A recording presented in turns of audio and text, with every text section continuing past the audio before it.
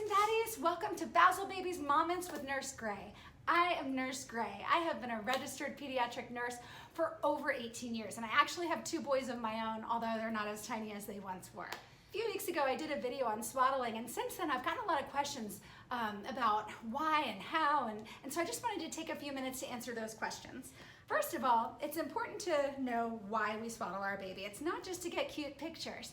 Remember when you were carrying your baby in your womb, he or she was in that environment where they were snug and tight and warm and cozy, and that's what we're trying to mimic by swaddling them. And so that's why it's really, really important that you do a tight swaddle.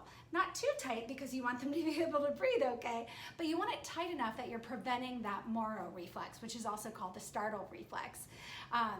Sounds fancy, but if you've ever seen your baby just hear a loud noise and go, "Bah!" That's the startle reflex that you're trying to kind of avoid by swaddling.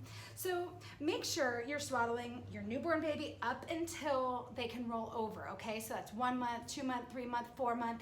It's different for every single baby. So we always have to remember that. It's just a good rule of thumb though. If your baby can roll over, no longer swaddle them. That's one of those moments you'll remember forever when they're too big to be swaddled. When you're swaddling your little nugget, you want to make sure you have some lightweight blanket. This is Bazzle Baby's Forever Swaddle.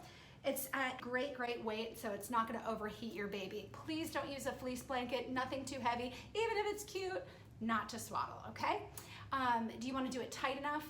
You want to make sure that they are snug and secure. Hopefully this will help them to calm down and fall asleep and stay asleep so that you can get some much needed rest.